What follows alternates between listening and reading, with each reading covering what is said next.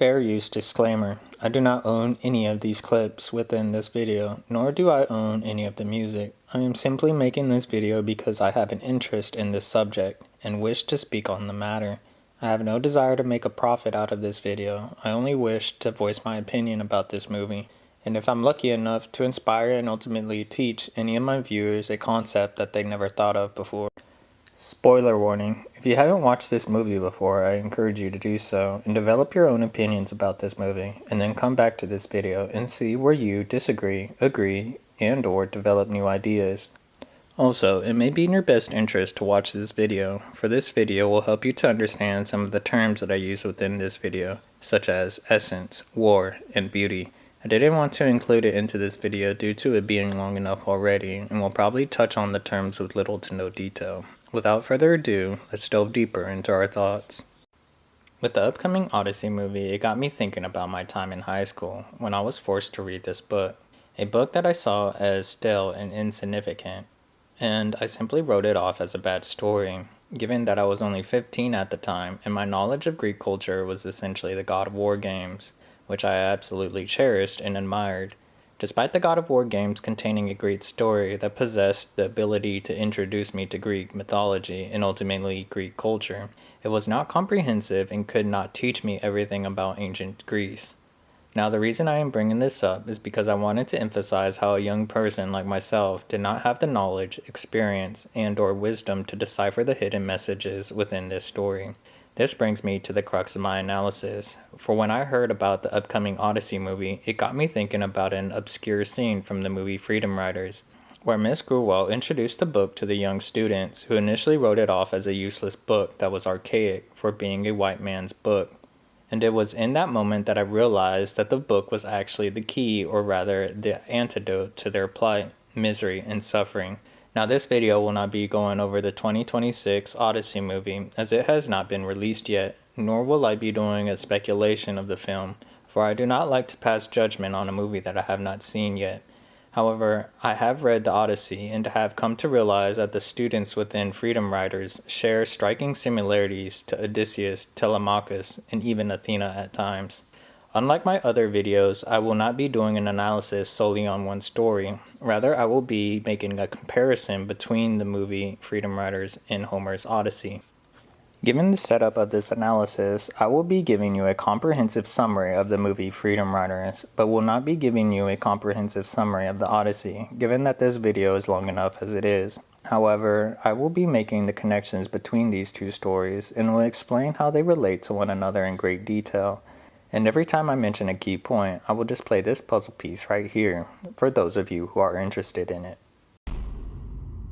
Freedom Writers. A movie that begins with a young girl by the name of Ava, who is innocent and optimistic as she yearns to be a royal princess. Yet she is quickly stripped of her innocence and hope when she sees one of her neighbors gets gunned down by a drive-by. And to make matters worse, she has an absent father due to his incarceration. This leaves her defenseless, which causes her to be defensive and aggressive, as these are the qualities that has allowed her to survive within this hostile environment. As a result, she is extremely loyal, but only to those that have earned her trust, mainly her own race.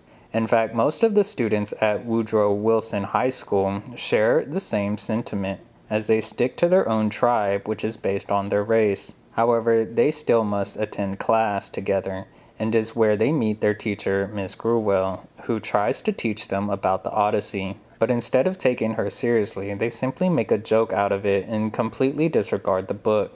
On the second day of school, a fight between Ava's boyfriend Paco and a student named Grant erupts within the courtyard, which causes the student body to fight one another. This forces Grant to fight back, as he is expected to defend his reputation, and in turn, he wins the fight as he defeats Paco. However, his actions have dire consequences, as Paco's retribution seeks to kill him at the local gas station. Yet Grant is able to escape his death, but in doing so, Sydney's boyfriend, who was behind him at the time, gets caught in the crossfires and dies. With Ava being the only other witness, she is forced to testify in court. The very next day, we learn of how they perceive the Odyssey, as Miss Grewell writes their responses on the board. And the most telling of them all is how they perceive Odysseus, saying that he is light-skinned. However, this does not become the focus of their attention, and instead they pass around a caricature of Jamal, where he is portrayed as having big lips. The teacher eventually learns of this and quickly stops the lesson so that she can introduce them to the Nazis and the Holocaust that was driven by the same racism that drew this picture. However, the students do not trust her so willingly and simply push back because she is a white teacher. This is specifically expressed by Ava, who openly admits that she hates white people. Yet this discussion of the Holocaust piques their interest, and in turn they gravitate towards this subject matter, and is the catalyst for their journey.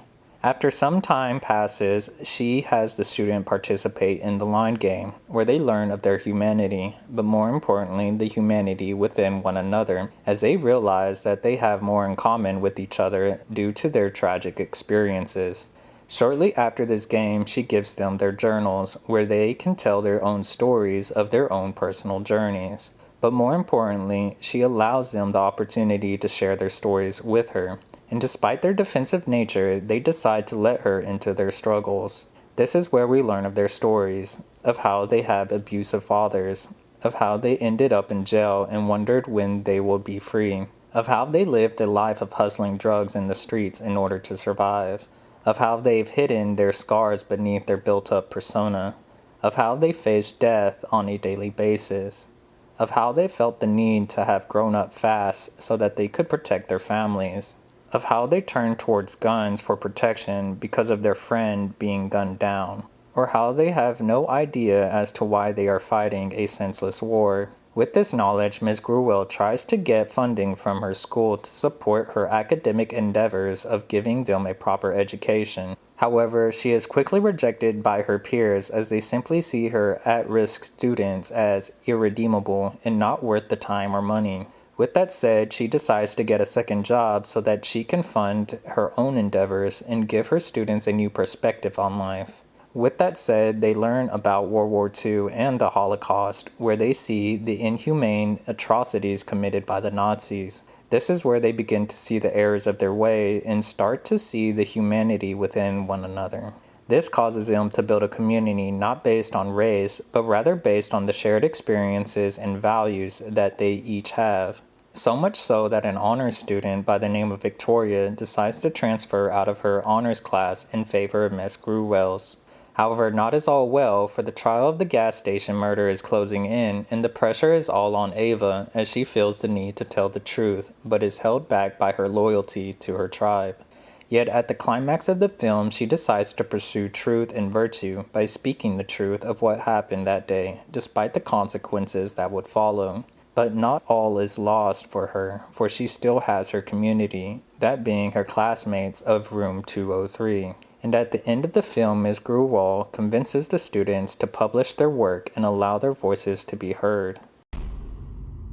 So these will be the major points that I will be discussing over the course of this video and their corresponding themes within the story of the Odyssey. Before we can connect the major themes between the Odyssey and Freedom Riders, we first must understand what the Odyssey is about. For it is no coincidence that the very first lesson that they receive is that of the Odyssey, which alludes to their struggles, strifes, and miseries.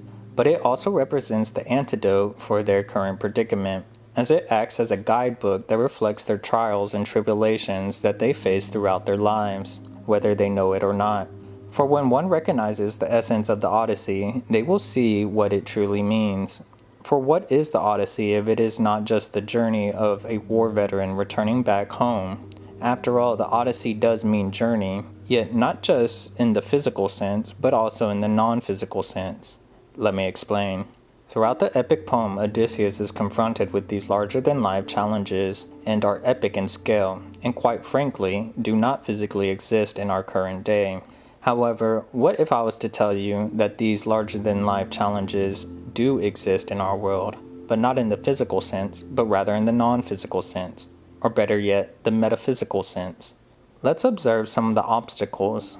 For instance, the Lotus Eaters, which is widely interpreted as substance abuse and drug addictions that war veterans turn to in times of depression, as it subdues the eater's mind and essentially kills their spirit when consumed.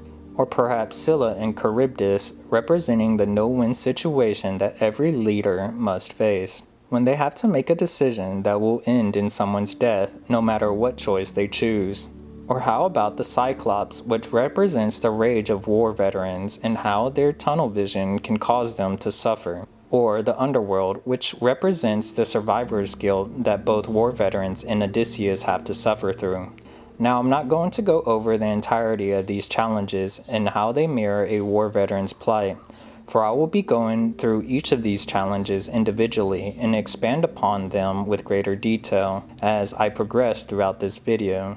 And I will explain in greater detail as to how they relate to the students within this movie called Freedom Riders. In order to understand the Odyssey in its entirety, we first must know about another epic, the prequel to the Odyssey, that being the Iliad, or rather Troy, as in the Trojan War. Now, to understand why this is significant, we first must understand how the war actually started. Now, most of you might say that the war started over a woman, more specifically Helen of Sparta. However, that's not entirely true. In fact, this was just a mere causation of the true catalyst. The true catalyst being that of a beauty contest amongst the gods. Strange, isn't it, that the Trojan War, a war fought between humans, was created by a beauty contest between gods. Yet when you overlay this idea over the context of Freedom Riders, it will make perfect sense. For now, let's continue with this beauty contest, a contest created by Eris, the goddess of discord, who conjured up a golden apple and declared that this apple would be possessed by the most beautiful goddess in the world, but not before she gave it to Zeus of all people, and in doing so, Aphrodite, Hera, and Athena all vied for this apple. Yet Zeus did not want to choose, for he did not want to upset his wife, sister, and/or daughter. So with that said, he gave that responsibility to a random person, that being Paris, the Prince of Troy. This resulted in the three contestants vying for his favor by promising him specific bribes if he was to choose them. Hera promised him political dominance over all of Asia and Europe, while Athena promised him military might and would also make him into the greatest warrior in the world. And lastly, Aphrodite promised him the most beautiful woman in the world. Being Paris, who was driven by his lustful desires, chose Aphrodite's bribe. Yet he was unaware of what this might bring to his people, and so he was given Helen of Sparta, who was married to King Menelaus. And thus, this became the reason why most people chose to fight in the Trojan War, thinking that it was all because of a woman, while not knowing the true culprit behind this war. This includes Odysseus, the king of Ithaca, as many kingdoms from different regions were called into this senseless and meaningless war. For remember, Paris was the only one aware of this beauty contest, which means that they were all unaware of why they were truly fighting this war. And even if they were fighting for Helen, they too began to forget this specific reason, as they spent the next decade fighting each other in this brutal and senseless war that forced them to prioritize their own lives over their mission.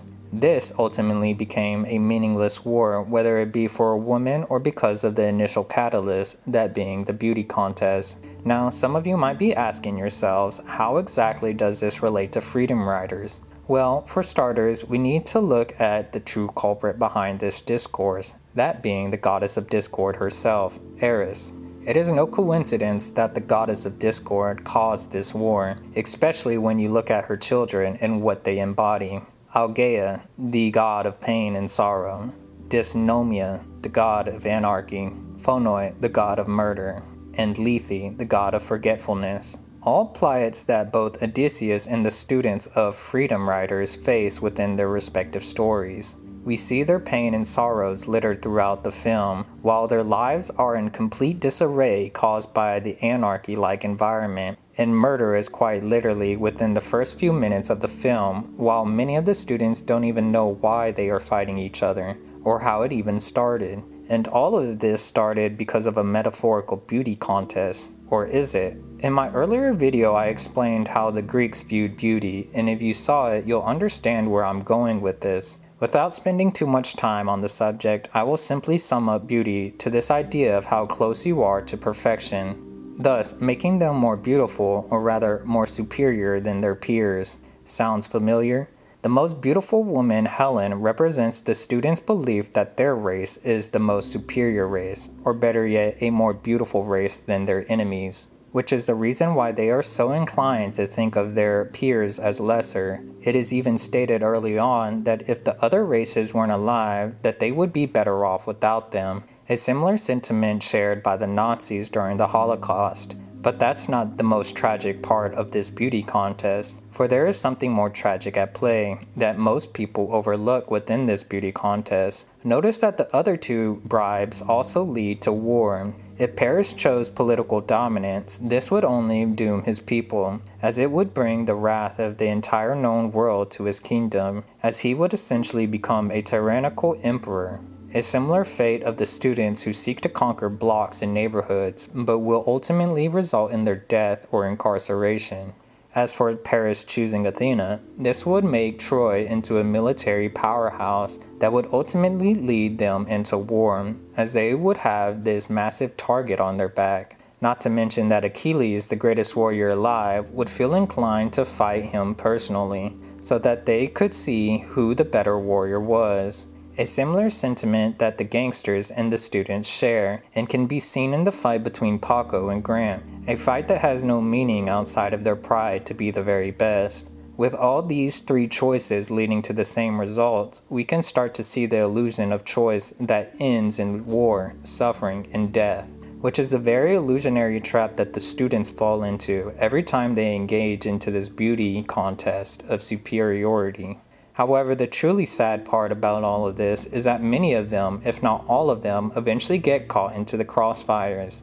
Just like how Odysseus was pulled into the Trojan War, despite him not wanting to go, yet due to his political ties, he too was dragged into this war. A similar fate that the students who were forced into this war, where they did not even ask for it, but due to their political relations, or rather their tribal relations, they too were dragged into this war. All because of the actions of a select few. They too were forced to leave their homes, just like how Odysseus was forced to leave his family and his kingdom, so that he could fight a senseless war, a war that has no meaning, for they too forget how this fight even started, as their own need to survive overrides their understanding. This ultimately results in them turning towards their vices, for this is the only way that they know how to survive. And yet, this will eventually lead them into their own demise and ultimately their death. This brings me to my next major point, that being Telemachus, the son of Odysseus. When Odysseus left for the Trojan War, he was forced to leave his son Telemachus, who was only an infant at the time. And by the time he returned back home, his son was already a full-grown man, essentially meaning that Odysseus wasn't even there for his son's developmental years, thus making him into an absent father. And when we look at his name, it makes perfect sense. Tele meaning distant, and Machus meaning war. His name literally refers to the Trojan War, a distant war, and is thus a byproduct of the war. Telemachus ultimately represents the negative effects that war can have in terms of affecting a young generation, despite the war happening in a distant place or even in a distant time. A shared experience shared by many war veterans, as they were not allowed to spend time with their children during their developmental years, essentially robbing them of their fatherhood with their own children. Yet it doesn't stop there, for Telemachus was stripped of his innocence and hope at a very young age, where he was forced to fend for himself against the suitors who tried to kill him on multiple occasions. And with no father to protect him, he was forced to grow up quickly, a similar fate to that of the students. For when Miss Gruwell reads their journals, we as an audience quickly learn of their fate, as many of their fathers who are absent within their child's lives due to the war zone-like environment. In the very beginning, Ava, the main character, has her father ripped away from her as she sees him get incarcerated. And as a result, she is forced to fend for herself in this hostile environment. Just like Telemachus, she too was forced to grow up quickly in order to survive the threats that her father could not protect her from. However, she is not the only one, for many of her fellow students also suffer from this same plight, that being absent fathers. where many of them have absent fathers in terms of essence, for their fathers may have been there physically, but they were anything but fathers, as they beat their own children and abandoned them in their time of need. Many of them suffered at the hand of their own abusive father, and even Sydney states that she was forced to grow up fast in order to protect her family from him. And that's not to mention that there were probably some individuals who might have lost their fathers as they died to the gang wars. But regardless, the majority of them lost their fathers due to the gang wars, as it led their fathers away from their children, whether it be that they found themselves in an early grave, their jail cells, or their horrific actions that were aimed against their own family. And as a result, they became the same byproduct that Telemachus became. Heck, one of them alludes to war just like Telemachus, that being Marcus, which is a literal name for the god of war, Mars. This name fits him perfectly, as he is the most war-torn out of the bunch. However, all of them share this same experience, where they were forced to fend for themselves from their suitors that actively tried to kill them, and all for the sake of some territory. This is why many of them have no hope for their situation, as the one person that was supposed to protect them from the brutality of this world ultimately let them down. But in order to survive this, they needed to grow up fast, just like Telemachus, even if it meant giving up their morality, reason, and wisdom. This brings me to my next major point, Helios' cattle. Within the epic, Odysseus and his crew travel throughout the Mediterranean Sea, where they essentially island hop from one island to the next. Yet in their arduous journey, they are faced with a major problem that does not take a physical form, that being hunger, the need to eat. An animalistic need that every human in this world needs in order to survive, and if they do not sate this hunger, then they will ultimately cease to exist. And for Odysseus and his men, they face this very issue. And given that they were out at sea for several years, they were most likely starving for food whenever they landed. This ultimately led them to doing irrational actions that were based solely on their instincts alone, such as them killing the cattle of Helios despite being warned by multiple people not to do so. For if they killed the cattle, this would ultimately bring down the wrath of the gods. Yet what choice did they really have? Should they abide by this warning and not eat the cows and hope that they will not die from starvation? Or do they simply kill the cattle so that they can eat them and thus allow themselves to live another day, but also dealing with the consequences later on, even if it means suffering a worse fate than before? Well, in their case, they allowed their animalistic instincts to override their logic and wisdom, which urged them to slaughter his cattle. And sure enough, when they went out to sea, all of Odysseus' men were killed by Zeus, who smited them down with his lightning bolt, all of them except for Odysseus, who did not partake in the feast, and is living proof that we can survive our dire situations, even when our animalistic desires are called upon. However, this is easier said than done, and to be fair, it can be quite impossible to achieve, if not seemingly impossible to get through. Something that many soldiers face in wartime when they are faced with a challenge that ultimately preys upon their animalistic instincts. And if they choose to follow through with their animalistic instincts, they will survive the ordeal only to die to the consequences that will follow them due to their immoral actions. Let's observe a scene from Vinland Saga, where the leader of the group, Askeladd, is forced to make a tough decision due to the harsh winters that ultimately led him and his men to the current state of starvation. In the context of this scene, Askeladd and his men are being chased down by an unstoppable force, that being Thorkel, who will defeat them in battle if he catches up with them. But for now, they are safe and out of his reach. Yet their current problem is that they do not have food to survive the winter, and so Askeladd decides to abandon his morality in favor of his animalistic instincts, to kill a local village so that they can eat their food without the villagers informing Thorkel of his location. Yet unbeknownst to him, a young girl by the name of Anne survived the slaughter, and in turn was the agent of destruction that told of Askeladd's deed to Thorkel, the man who was tracking him down. With her information at hand, Thorkel was able to track them down at an alarming rate that ultimately led to his men's destruction and Askeladd's capture. At the end of the day, this part of the story highlights the moral trap that many soldiers face throughout war. It's prolonged death versus agonizing preservation. Do you choose instant survival that will guarantee you that you live that day, but could also be your doom? Or do you choose agonizing preservation that will be tough to endure, but will ultimately be your salvation? Do you blindly follow your animalistic instincts, or do you process the information and use your reason to make a tough decision? A similar dilemma that many of the students and freedom riders face. More specifically, Grant, who was given a seemingly impossible choice at a moment's notice. Does he adhere to his animalistic instincts by defeating Paco in a fight that will ensure his reputation is saved, but will ultimately bring down the wrath of Paco, who tries to kill him later on? Now, some of you might be thinking that Grant was given no choice. He had to fight. He had to defend himself. He was getting attacked. And from an immediate standpoint, you're right. Or are you being deceived by your instincts like the men of Odysseus? Is this really true? Or is this the environment and culture manipulating you into believing that you have no choice, that you have no free will, that your destiny is already written for you?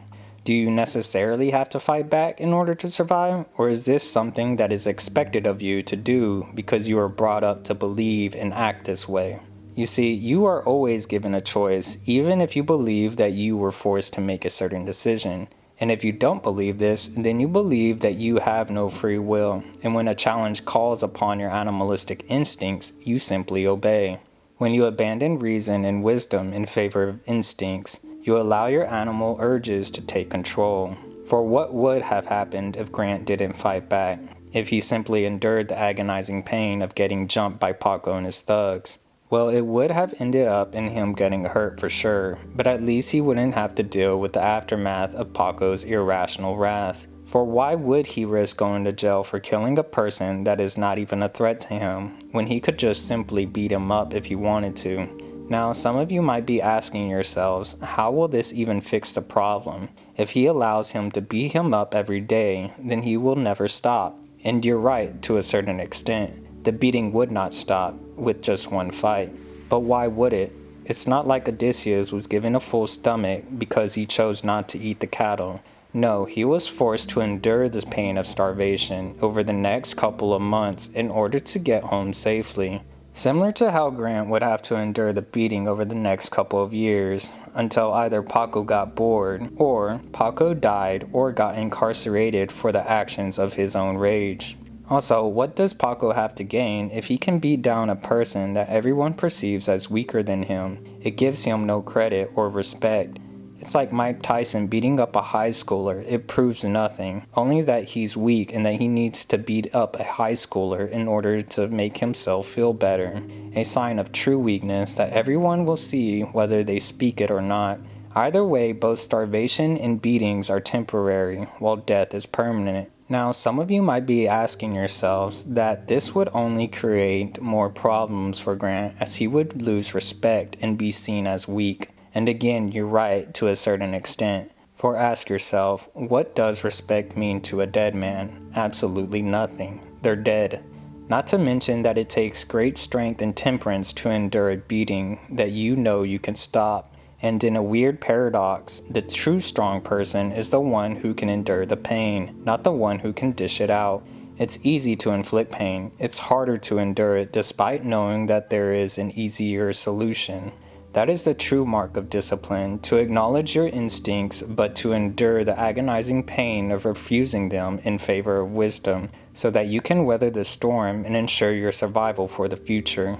Now, to be clear, I am not blaming Grant for taking said actions of fighting back. Let's not forget that Grant is a mere high school student who is just trying to survive. And quite frankly, if he chose the path of nonviolence, that would make him a unique individual that would be highly unlikely. For let's not forget that the only person to survive this ordeal was Odysseus. Out of all his grown-up men, not high schoolers, who were supposed to be disciplined soldiers, ended up dying because they could not control their animalistic urges. In short, it would take an extremely special high schooler to not follow the path of nonviolence. This is why I do not blame him. It is to be expected.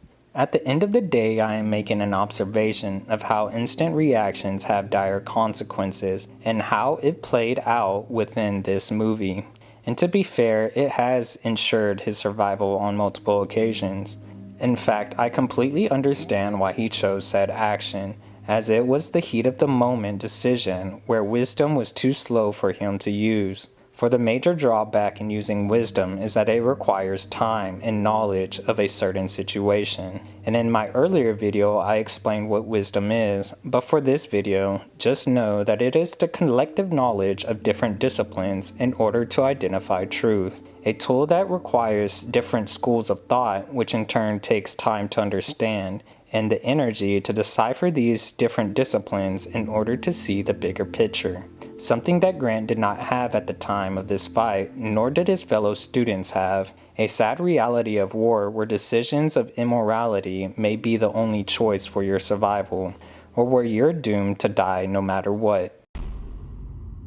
This leads me to my next major point, the no-win situation, where Odysseus encounters Scylla and Charybdis. In the Odyssey, these two monsters reside in a narrow channel of water where Scylla lives inside a nearby cave that is located on one side of the coast, and on the other side there is a whirlpool where the monster Charybdis awaits for them to cross her path.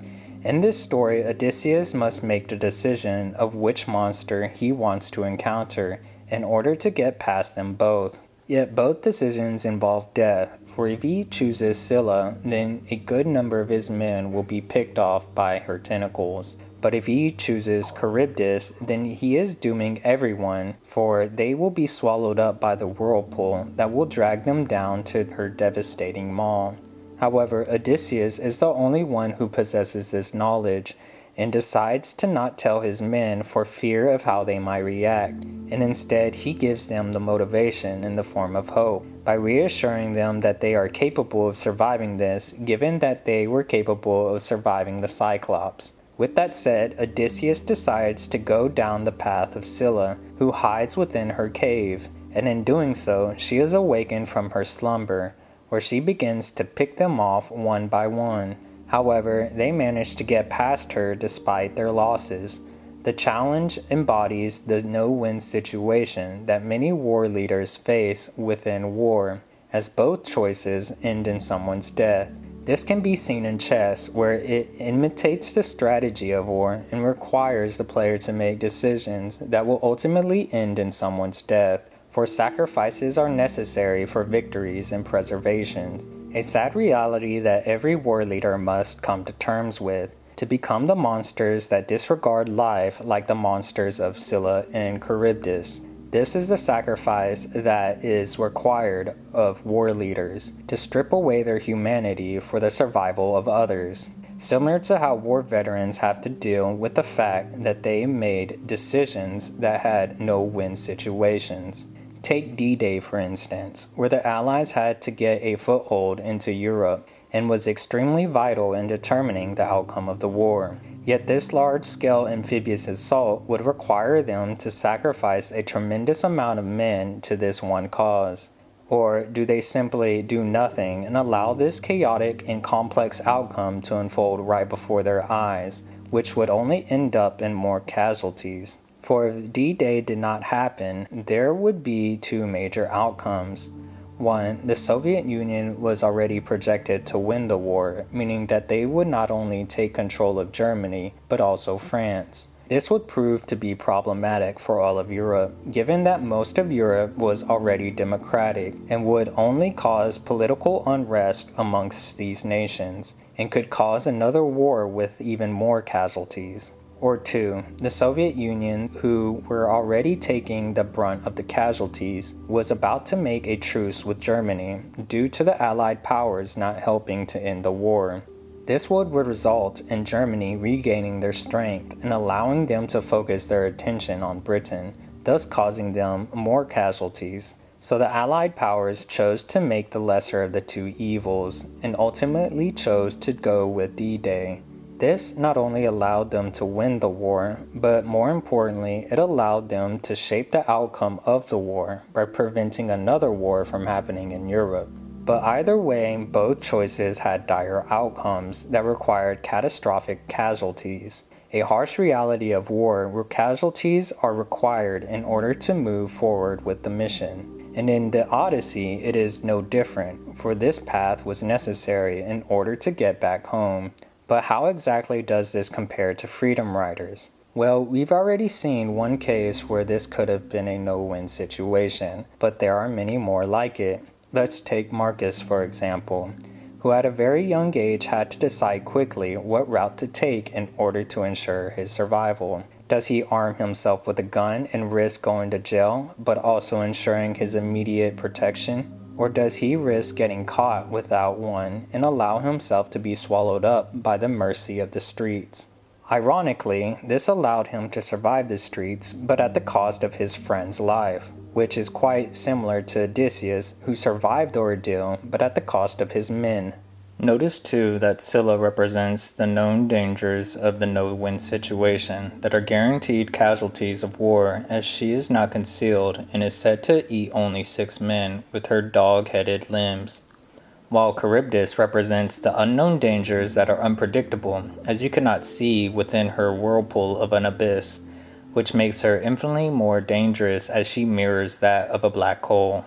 Decisions like these still require wisdom in order to weigh the outcome, but will not prevent the deaths that are required by war. Yet Marcus is not the only one who has to suffer through these trials and tribulations, for many of them struggle to navigate through this war zone that is littered with no-win situations. Now, some of you might be asking yourself, how do we avoid these situations? Well, it's simple, you can't. Sometimes you find yourself in a narrow channel like Odysseus, where there is only one way out, and that is forward. And at best, if you're lucky enough, you can foresee future events where you can make a preventive decision not to go down that path. But most of the time, this is not the case in war. For either it is already too late for you to turn back, or it is simply a path that you need to take in order to navigate out of this war zone. This becomes exponentially confusing, for how does one decipher the difference between the no-win situation and the instant survival versus agonizing preservation? Well, that's the thing, they're almost alike in every way, the only difference being their outcomes, which is quite difficult to determine when given the possibilities and the magnitude of each one. And even if we use wisdom, we as humans do not have the capability to foresee every future event that may play out, which makes it difficult to choose the right choice every time. This is the harsh reality of war, and how confusing it can be as we try to navigate through this chaotic and unforgiving environment. However, there is one silver lining to all of this, and is a very lesson to be learned from this ordeal. Yes, we should use wisdom to navigate through these difficult terrains and try our best to make the best possible decision. But more importantly, we should use wisdom to understand that there are certain situations that are simply out of our control, and that we need to accept the fact that we did our best, whether it was right or wrong. There's a prayer within Alcohol Anonymous where it teaches this very lesson. It goes like this: God, grant me the serenity to accept the things I cannot change, courage to change the things I can, and the wisdom to know the difference. Amen. And at the core of this prayer lies hope, hope being the impetus that propels Odysseus and his men forward despite the horrors that were going on. Hope being the driving force that allows these students to live another day, despite the uncertainty that lay before them. Hope is a powerful engine that is necessary for wisdom to be utilized. However, what happens when hope has been relinquished, when you give up and allow yourself to give in to your despair? Well, let's look at the Lotus Eaters and what they represent. In the Odyssey, the Lotus Eaters are the local natives of the mystical island, and on this island there are these lotuses that are consumed by the locals. However, these lotuses have a nasty side effect that seems innocent at first, as they simply give the user a false sense of peace that is really masked as blissful ignorance. And in turn, they undergo spiritual death. And when Odysseus sends in 3 of his men to this island, they discover the Lotus Eaters who encourage them to eat the lotus. Not knowing the side effects of this flower, they decide to eat it, and in turn they begin to forget about their homes, families, and their purpose in life. They essentially give in to their apathy, where they no longer care about anything and simply want to eat lotus flowers for the rest of their lives. Fortunately enough, Odysseus learns of their situation and quickly retrieves them before they are far too gone. Once he captures them, he ties them up to the rowing bench so that they don't escape, and in turn they undergo a psychological withdrawal where they begin to feel the sorrows of their current predicament, and in turn they begin to cry uncontrollably. However, with time and persistence, they are able to leave the island unscathed. For when they leave the island, the soldiers who ate the lotus flowers recover from their addiction and return to their former selves, thus allowing them to remember their home, their family, and their purpose for living. As a result, the lotus eaters represents the substance abuse and drug addictions that many soldiers face inside and outside of war. For many of them use it as a coping mechanism in order to deal with the harsh realities of their current situation by allowing themselves to get away from their sorrows. But in doing so, it also causes them to forget their purpose as well as suppress their negative and positive emotions. A prime example of this can be seen in the Vietnam War, where many of the American soldiers used heroin to get through the war, as it allowed them to numb out the psychological pain.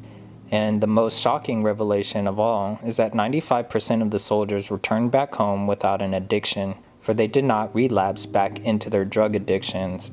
It was as if all they needed to do was escape their environment, just like how Odysseus's men needed to leave the island in order to return to their former selves. Now, how exactly does this match up with Freedom Riders? It's a very hard detail to pick up, given that the film does not discuss drugs or substance abuse so exclusively. And yes, we could speculate that many of the students turn towards drugs as a way of coping with their problems. However, this speculation is not necessary, for there is a student within this film who embodies this struggle, that being Andre, who instead of taking the drugs, is actually the one who sells the drugs in order to survive the streets. An odd and ironic twist in the narrative that flips the trope on its head, yet oddly enough he is the one who ends up with this apathetic attitude, which is quite similar to Odysseus's men. For he gives up on himself by giving himself an F, believing that he is unworthy of redemption given all that he has been through and all that he has done. He essentially has a spiritual death due to his environment that caused him to go into a state of apathy. For he believes that there is no hope for him, and in turn he simply gives into his despair. And when the weight of despair becomes too heavy, he decides to use apathy as a means of dealing with the situation. A similar mechanism that the soldiers of the Vietnam War and the men of Odysseus used in order to survive their respective environment. Yet just like these soldiers, they were able to reclaim their hope, emotions, and humanity by leaving behind their hellish environment, which allowed them to feel again, even if it was bitter sorrows. For when Andre finally returns to school and in turn gets away from the hostile environment, that being the streets, he is finally able to process the pain of losing his brother to prison. However, the harsh reality is that he needed a safe harbor, for how do you expect a person to regroup their thoughts if they do not have the time to do so, because they are constantly fearing for their lives? Yet when he finally goes back to his safe harbor, that being room 203, Ms. Gruwell is able to pull him aside and finally remind him of who he is by saying, "I see you." Not in the physical sense, but rather his essence of who he truly is, that being a human with humanity and all the complex emotions that come with it. This naturally allows him to weep just like the soldiers in the Odyssey, where they were able to process their emotions with bitter sorrows. As a result, this allowed them both to feel again, which ultimately restores their humanity and their memories of who they truly are, and thus gives them the hope of being more than what they have become. However, the journey back home is not so easily done, for they face the sirens that so desperately try to keep them from going back home by sending them to their watery graves. In the Odyssey, these sirens take the form of a harpy and live on these jagged, rocky shores of the ocean. And their sole mission is to lure their victims into crashing their ships into their rocky shores by appealing to their deepest desires through songs. a song that could not be resisted by even the strongest-willed person. However, Odysseus develops a cunning and innovative way to get past these creatures, by kneading blocks of beeswax into the ears of his men so that they can mute out the siren's song. However, he wanted to hear the song for himself and decided to not take the beeswax. Yet he also tied himself to the mast of the ship, while instructing his men to not let him go under any circumstances. This made him defenseless, but it also ensured him that he would not perish by his own hand by following his deepest desires. And sure enough, when the time came, the sirens sang to Odysseus about his deepest desires. But instead of money, women, power, or even his family, they appealed to his sense of pride by singing about his glory days back when he was in the Trojan War, of how he was the greatest warrior on the battlefield, not because of his skill or strength with the sword, but because of his cunning wit and overwhelming intelligence that brought the destruction of Troy. With that said, he began to scream to his men to release him, but true to their orders, his men did not let him go, and in fact tied him down with even more rope. They eventually bypassed the sirens, who could not appeal to his men through song. As for Odysseus, he finally returned to his normal self, where they finally got away from the Harpies as he left his old life behind. A similar situation that many war veterans struggle with when they return back home and feel as if they are a foreigner within their own country. For when they try to solve civilian problems with solutions that they learned when they were in war, they quickly are told no. Where war has taught them strict guidelines of what to do and what not to do, and when they come back home, they believe that it should be the same way. But with low-stress environments that don't have life or death situations, it allows for leniency for different solutions, which allows for forgiveness that is allotted to them due to their mistakes not ending in death. And in turn, they are now dealing with issues that don't need to be black and white. This frustration leaks into their identity of who they were in the war, as they are now being told your way is archaic when in fact their way is the only reason why they are even here in the first place. And in some cases, it is the reason why they became the great warriors that helped to end the war, which only frustrates them further as they feel as if their way of life is not recognized or valued. Or better yet, they perceive themselves as being disrespected by the people that they were fighting for. So it should come as no surprise when they hear the glory of their accomplishments and the recognition that makes them feel valued and respected. They instantly gravitate towards it despite the fact that they are no longer in that high-stress environment that is war. Essentially, they are called back to their old ways by the metaphorical sirens that tell them to solve their solutions like they did when they were in war. And in doing so, this only causes them more frustration as their civilian counterparts see them as broken or a hindrance in their operations, thus causing them to spiral into their perpetuating frustration that causes them to crash into their rocky shores as they try to reclaim their former selves that they developed in war. But this doesn't have to be, for if they take the same metaphorical approach that both Odysseus and his men took, then I believe that they too can return back home mentally. For if they can drown out the song just like Odysseus' men did, it will allow them to bypass their deepest desires. And the first key to their plight is actually in the beeswax, not in the physical sense, but in what it represents. For when one understands what the bee symbolizes, they will come to understand how one can combat this metaphorical siren. For the bee represents civilization, and in this context, the soldiers drown out the siren's song of war with beeswax, as if they were able to drown out the song by listening to a different call that guides them away from the war song and towards a peaceful civilization. This is how war veterans can return back home mentally, by not living in the past where war is all that they remember, but living in the present where they can finally realize that they are not in a wartime anymore, and thus they don't have to be the same warrior that they were in the past, for they are now back in civilization. However, we as humans are not perfect and must realize that this is only half the solution. For when we lose control of our willpower, we need the other part of the solution, where Odysseus was literally tied to the mast and left defenseless, yet his men were there for him as they prevented him from going down this destructive path. And in doing so, war veterans need a community of trusted individuals who are capable of restraining him and centering his mind just like they centered Odysseus to the mast of the ship, where he is able to regain his own sense of clarity that he doesn't need to be the old warrior of his past. For the men of Odysseus did not mock, belittle, or disregard his cries, but instead they understood his pain of yearning for a sense of belonging where his identity meant something. And in time, they were able to leave behind their past, that yes, their former selves were necessary for getting through that hellish environment, but that they should shed past their former selves so that they can finally allow themselves to live in the present, and that they should not feel guilty for doing so, despite having a false sense of loyalty to their old ways, that is designed in a way to trap them in their past. A similar struggle can be seen in the character Ava, who has the very same call to action that is sung by her tribe and mainly her father. It's even stated early on by her that I am my father's daughter, and when they call me to testify, I will protect my own no matter what.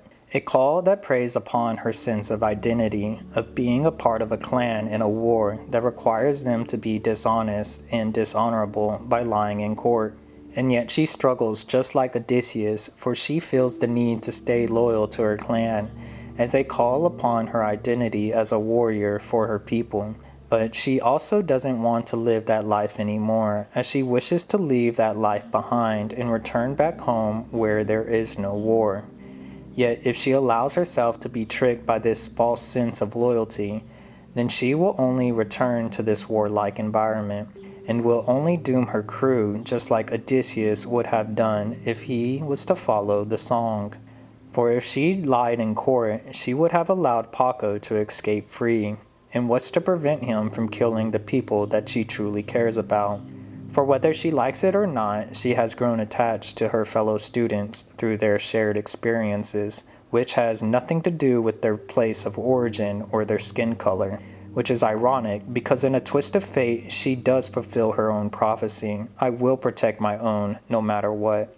Not of her people, in the sense of blood, but rather her own people who have a shared experience, just like how Odysseus protected his own soldiers who shared the experience of war. And ask yourself, why would you protect someone that is actively trying to pull you into harm's way, and ultimately trying to destroy you?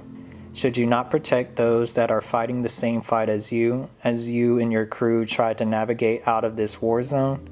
For let's not forget that Sydney was also at the convenience store when her boyfriend died that day, and it easily could have been her that day that died.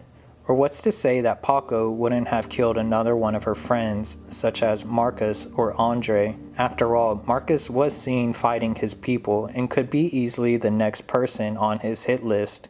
So in a moment of strength, she finds the willpower to speak the truth, despite the consequences that will follow. For when she does this, she essentially casts aside her past self and all those that supported her, that being her tribe and her family that called upon her to act. And to make matters worse, she is now defenseless, just like Odysseus was, when he was literally tied to the mast of the ship and was at the mercy of the Harpies. However, she realizes that she is not alone, for she does have a crew that will be by her side, that being Sydney, her aunt, Miss Gruwell, and her classmates of 203. She may have killed her past self, yet she is no longer tethered to her past, which allows her to finally go through her own rebirth into a new person that is no longer living in war. Now, some of you might be asking yourself, if all of this is true, then why didn't the students realize these parallels and gravitate towards the Odyssey as a guidebook like you say it is? Well, let's observe the Cyclops and what this creature represents. In Greek mythology, the Cyclops is a one-eyed being who lives in a cave and is a beast of rage not because of his appearance, but because of how he conducts himself. Like I said, Cyclops live in a cave isolated from civilization, has no laws, no communities, and is a slave to his urges. This makes the Cyclops a dangerous individual, not because of how massive in scale he is, but because he lacks perspective and has allowed his intelligence and wisdom to wither away. And it's ironic just how far they fell from grace, for the Cyclops were once renowned for their intelligence and their mastery over technology, as they were the ancient architects of Zeus's thunderbolt, Poseidon's trident, and Hades' helmet of invisibility. Yet due to generations living in isolation, they transformed into the rageful beasts that attack without cause, thought, or care, thus descending into the monsters that we see today in the Odyssey. For when Odysseus encounters the Cyclops, he still has a degree of intelligence, but is far more primitive as he traps Odysseus and his men into his cave. In doing so, he is able to eat them at his leisure. And yet this actually provides Odysseus with the needed time to devise a plan to escape his death. With that said, he creates a potent wine that allows him to defeat his enemy by offering it to him. Unaware of his intentions and with the lack of knowledge to see past his deception, he accepts the wine as he does not perceive Odysseus as a threat. But before doing so, he asks Odysseus of his name, and in turn Odysseus tells him he is nobody. The Cyclops knows that this is a lie, but does not see how this will be his downfall. So with that said, he drinks the wine, and in doing so, he passes out. This allows Odysseus and his men to create a stake that they then plunge into his eye. This of course blinded him, and when the other Cyclops heard of this commotion, they asked him, "Who is killing you?" And he yelled out, "Nobody is killing me."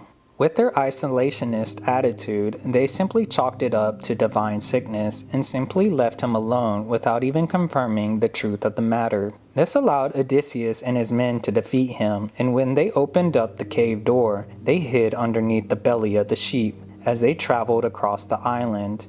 And since the Cyclops lacked perspective, they simply could not see them underneath their sheep, which allowed them to escape the island. Now, how exactly does this mirror war veterans? Well, before I answer that, let's look at snipers, who quite literally embody this idea of one perspective in terms of vision, and yet they must not succumb to this tunnel vision of one's hyper-focused perspective, for they must take into account as much knowledge as possible. They need a spotter for multiple perspectives. They need to know the temperature, wind speed, humidity, movement speed of the target, and many other factors that will be detrimental in their shot. They have to think through as much knowledge as possible in order to make the best possible decision. For most of the time, they only have one shot before they are exposed, and if they stay there, then they will be killed. And if they become careless and disregard any other factors, they will surely fail at their job, and failure will result in their death. However, what happens to a sniper when they lack discipline and knowledge to wield such a hyper-focused weapon? Well, they essentially become the Cyclops within the Odyssey, where they were once renowned for their highly esteemed skills, but are now reduced to their wild and unpredictable rage that now blinds them as they have no means of understanding their situation. This can be seen in many war veterans who suffer from this very predicament, where they have been isolated mentally, and in doing so, they lack a caring community that reflects the Cyclops society in the Odyssey. This eventually leads to their knowledge and discipline being degraded, as they will naturally lose different perspectives from their peers, and will eventually lead them to not understanding their environment and/or situation, which only frustrates them even further as they do not understand what is killing them. And when their support group is asking them what is hurting them, they simply do not have the knowledge to identify the culprit, as if they gave the same response that the Cyclops gave: "Nobody is killing me." After all, most veterans do not die to a physical person, but rather a non-physical trauma that has no face. Now, how exactly does this relate to freedom riders? Well, it's quite simple. If the Cyclops represent the war veterans who struggle with rage, then it would stand to reason that the Cyclops also represent the students who struggle with rage and lack of understanding. For when one overlays this tragedy onto the students, it fits perfectly. We know that the Cyclops are monsters not because of their appearance, but because they have one eye, which limits their depth perception and lack of perspective on life.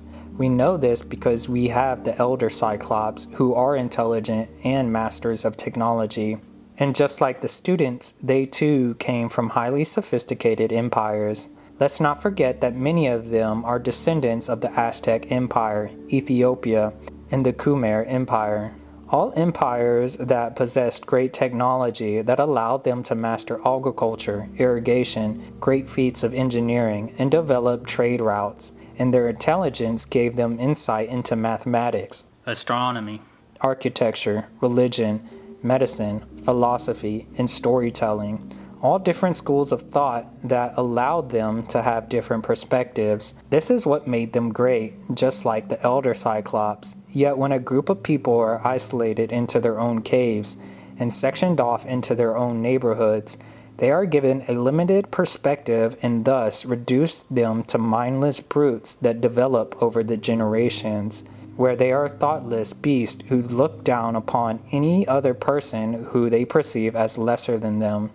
Just like how the Cyclops saw Odysseus as an insignificant human who was no threat to him.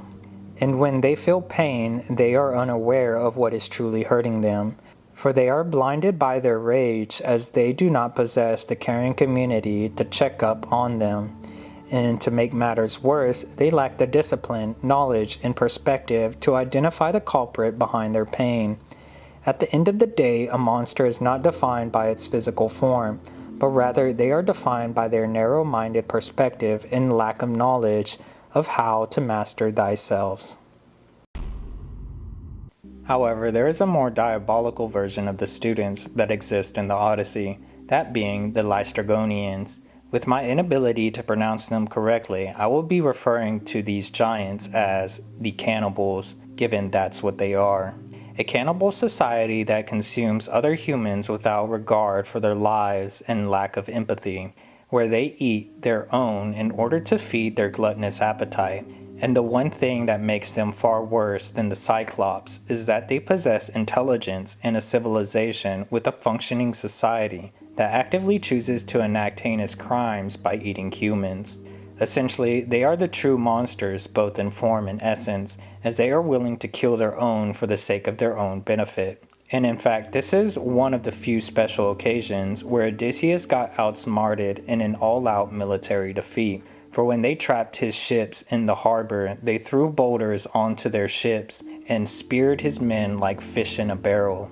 They managed to dwindle his forces of 12 ships to only 1, and the men that they killed were used for their feast. This alone demonstrates how terrifying these monsters truly are. Not only do they have the military might to devastate their prey, but they have the intelligence and community to enact this onto a large scale. And their king Antiphates is the very foil to King Odysseus, as he doesn't partake in dialogue, and instead he orders his cannibals to kill the captured victims on sight. Now, how exactly does this compare to real life? Well, let's look at what these cannibals truly are. They're a race of cannibal giants that can enact heinous crimes on a large scale due to their intelligence, and they do it without any remorse. Well, a prime example of this can be seen in the Nazis. For let's not forget that they were probably the most sophisticated regime at the time, making groundbreaking discoveries in science, had unbelievable technology at the time, they were a military powerhouse, they were a wealthy society, and they utterly dominated most of Europe. And yet, with all their intelligence, they decided to use their power to inflict acts of violence onto their victims,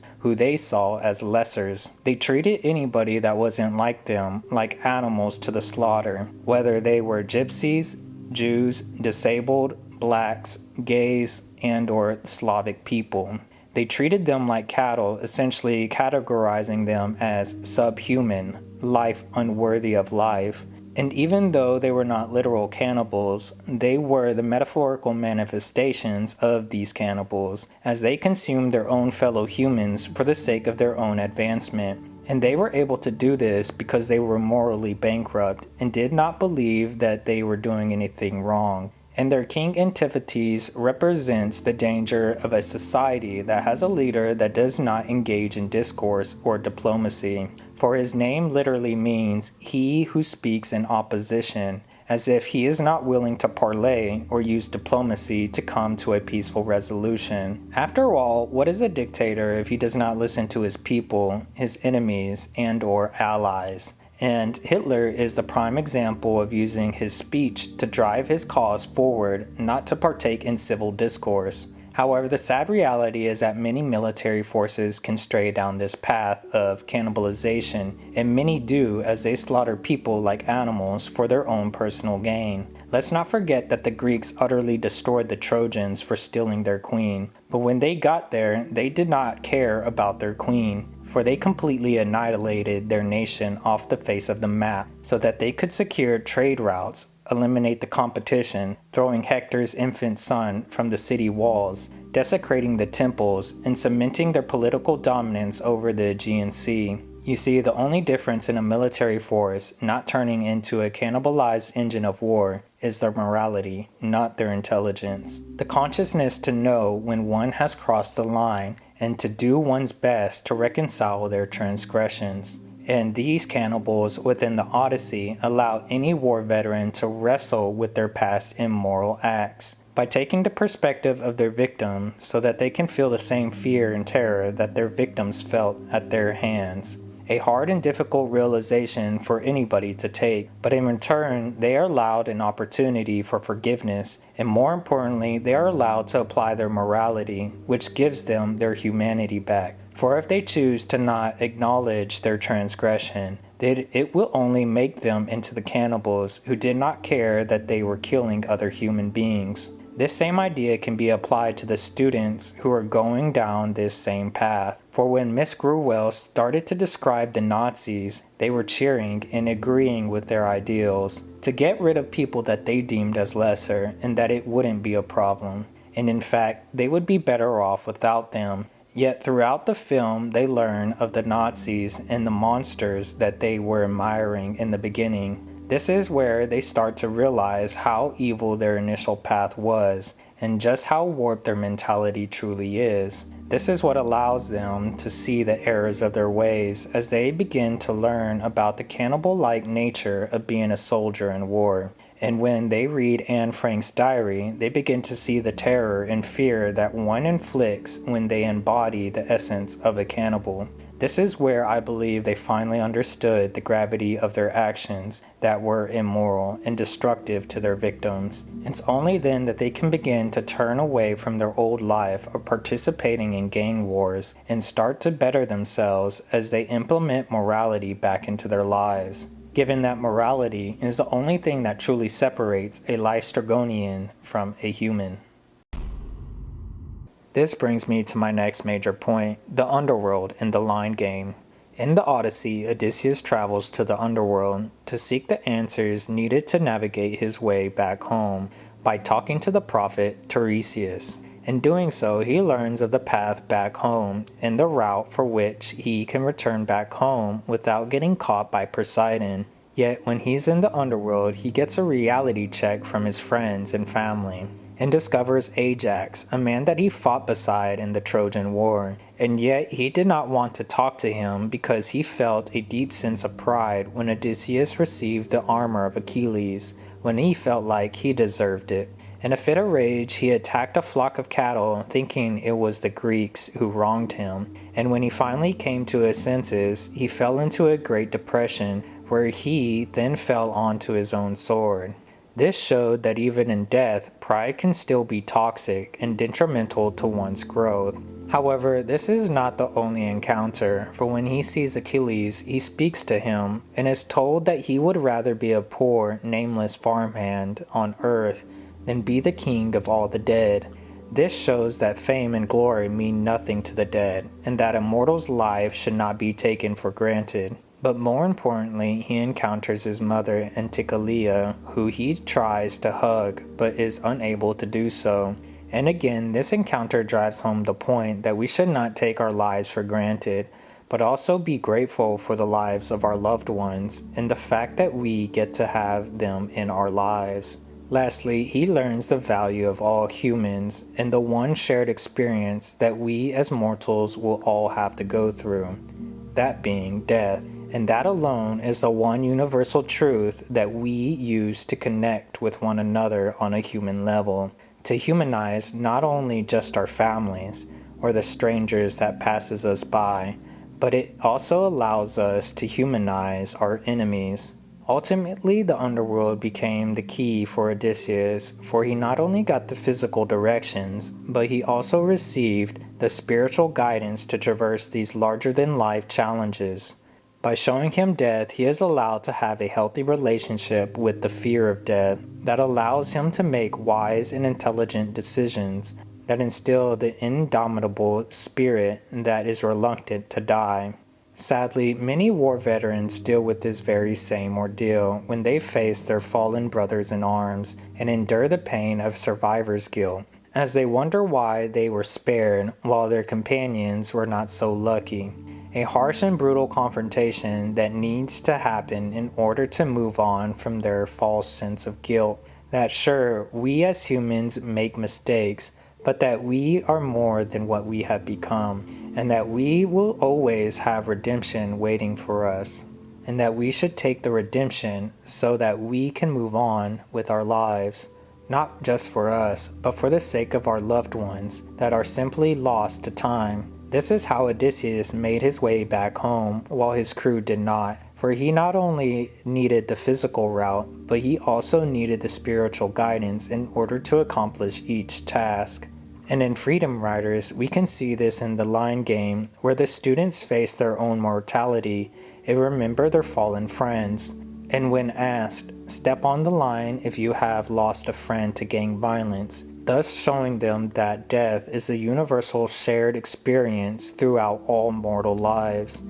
It is in that moment that the false barriers of status, sex, neighborhoods, language, race, and skin color begin to get stripped away, and in turn they can begin to humanize one another, regardless if they were enemies or not.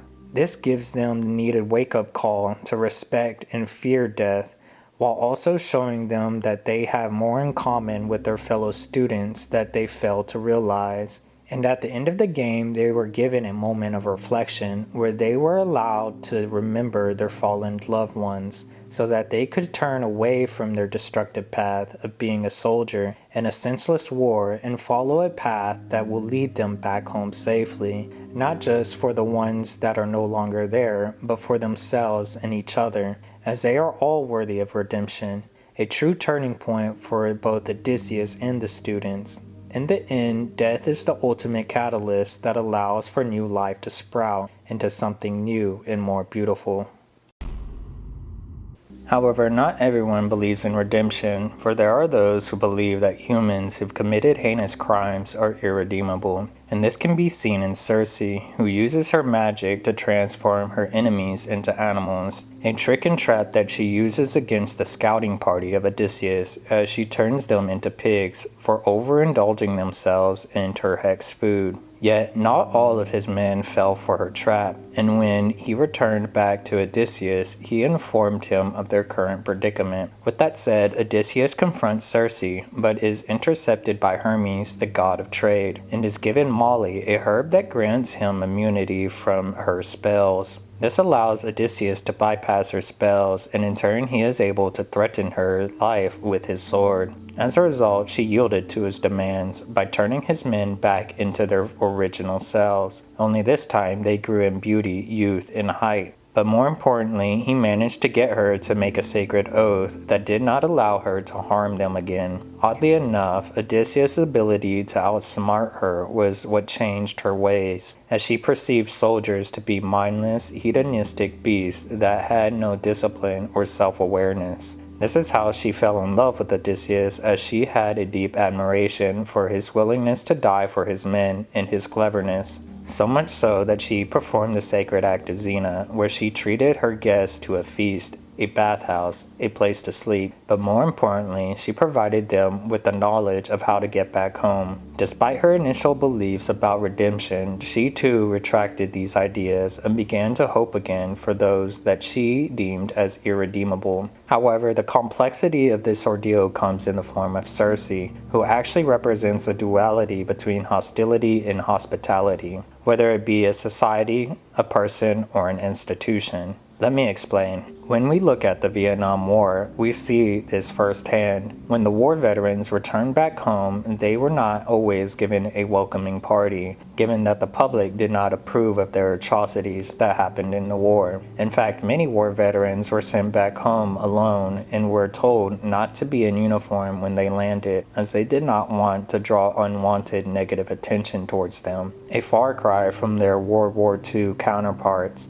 where they actively held parades in their honor while allowing them to return to war with their men and away from isolation. And in doing so, they treated Vietnam veterans like mindless, immoral beasts that were unworthy of redemption, that their actions in war is all that they were, which only further convinced them that there was no hope for them being more than just animals. And yet on the flip side of the coin, there were thousands of small organizations and families that did welcome their brothers, fathers, and sons with open arms, as they felt an overwhelming sense of joy when they came back home. This allowed them to form groups such as Vietnam Veterans of America, which allowed them to create their own communities where they could begin to process their traumas and ultimately teach them that they are more than what they have become, that they are not the immoral, mindless beasts that some might believe them to be. And just like Cersei having a change of heart where she realizes that she was only perpetuating this bestial behavior, so too did the US have this change of heart, for in time they began to see the errors in their ways of treating their veterans like animals and swore never to do it again. However, this turning point for the US was only accomplished due to the war veterans holding a metaphorical sword to their throats by holding numerous protests, publishing books, making movies that highlighted the injustice that many Vietnam veterans faced within their society, the VA medical system, and their own democracy. And just like Odysseus, they were given their own Mali in the form of media. For remember, Hermes is not the god of healing like most people believe him to be, but rather he is the god of trade.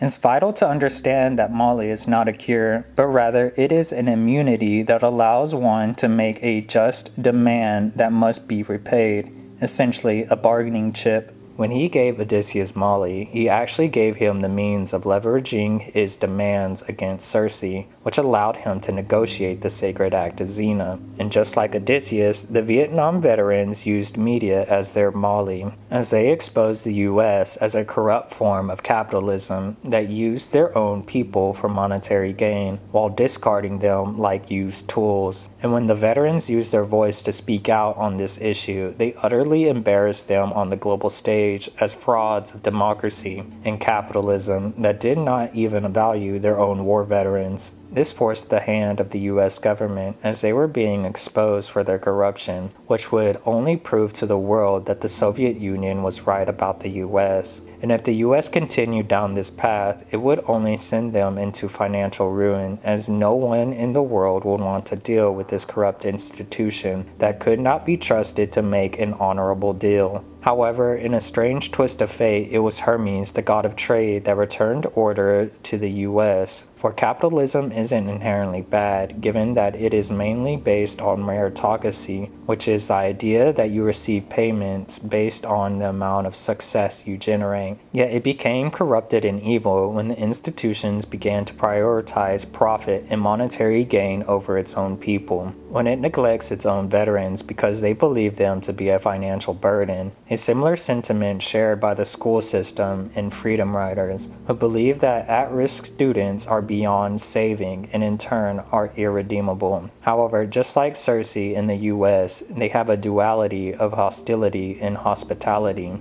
If the school system treats them like pigs in a mud pit, then Miss Gruwell must be the person who treats them like human beings. And the catalyst that allowed for this turning point from hostility to hospitality was the financial spending that Miss Gruwell sacrificed. However, money was not their Mali, but rather it was their notebooks. But I'll explain that in later detail. For now, let's return to the students who are initially treated as animals and are not given the proper ailment to their current plight, as they were essentially seen as mindless beasts that could not be redeemed, because they were too stupid to understand the complexity of literature, such as Romeo and Juliet, which makes no sense because Romeo and Juliet is essentially about two gangs feuding with one another over forgotten reasons, while two of their members fall in love with each other and are even willing to die for one another. Sounds familiar? You see, the school system was actively sabotaging them to remain a mindless beast and withheld the knowledge from them because they see them as at-risk students or irredeemable.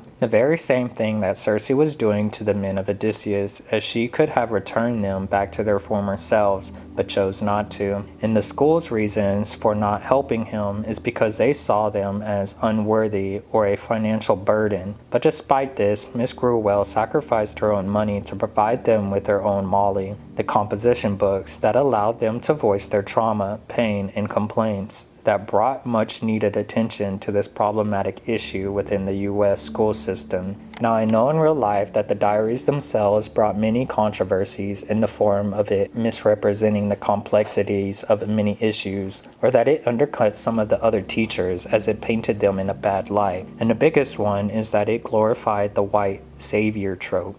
However, I am not really interested in the perception of teachers, school boards, or even white savior complex. Regardless if the reputation is good or bad, I am more interested in the students, for it seems foolish to me to focus on the reputation of adults when the students are suffering. That's like Odysseus caring about the reputation of Circe when his men are actively suffering and are in need of his help. In short, screw their reputation. A person's humanity matters more than anyone's pride. And quite frankly, I'm glad that this diary got published so that it could garner the needed attention to the poor education system within the US. At the end of the day, it becomes the preservation of one's reputation versus the restoration of one's humanity. And if there is any hope for this world, then we must relinquish our selfish pride so that we can redeem ourselves by restoring the humanity of those that are treated like animals.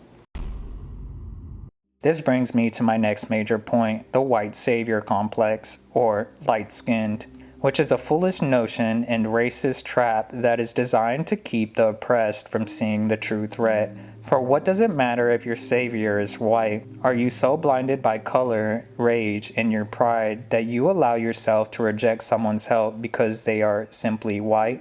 Ask yourself, if you were bleeding on a table and the only person that could save you was of a different race, are you really going to refuse their help? And just because someone is better than you in a particular subject and they offer to help you does not make you any less of a human.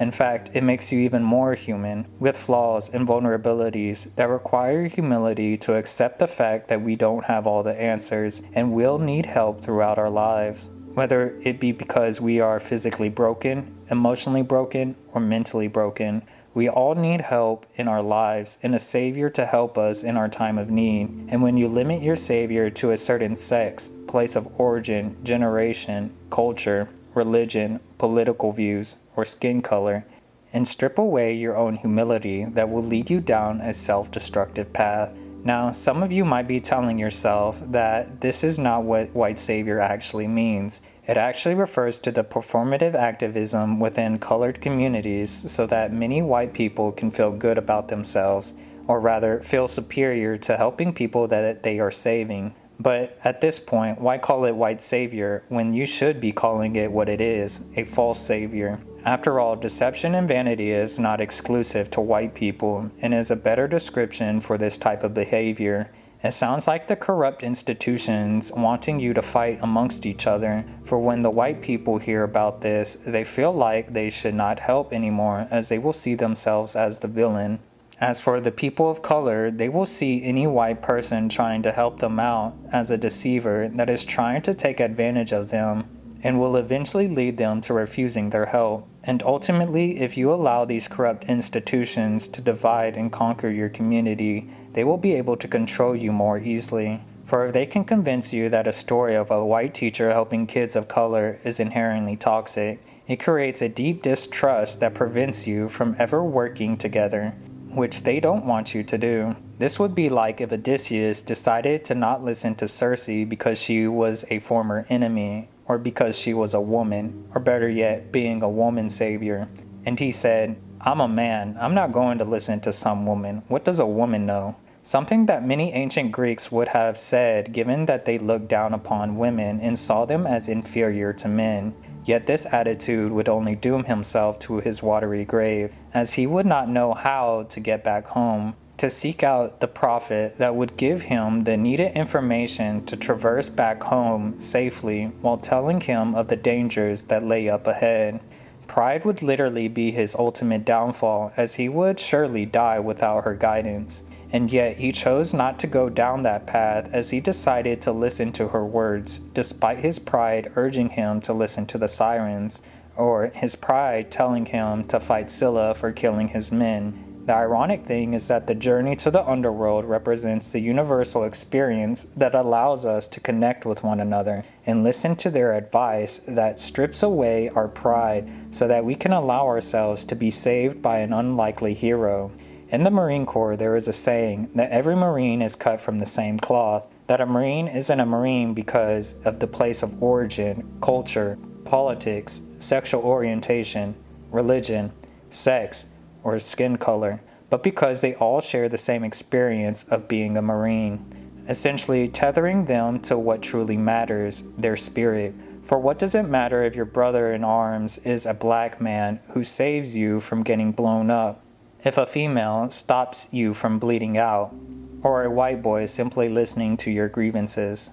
They are all there to help you in your time of need, something that every human will go through within their lives. And the real tragedy about all of this is that they perceive Odysseus as light-skinned, when that couldn't be further from the truth, and a lie constructed by their oppressors. For not all Greeks are white. In fact, many of them had dark bronze skin, given that they were seafaring people that toiled in the scorching sun, thus causing them to have dark bronze skin, not white skin.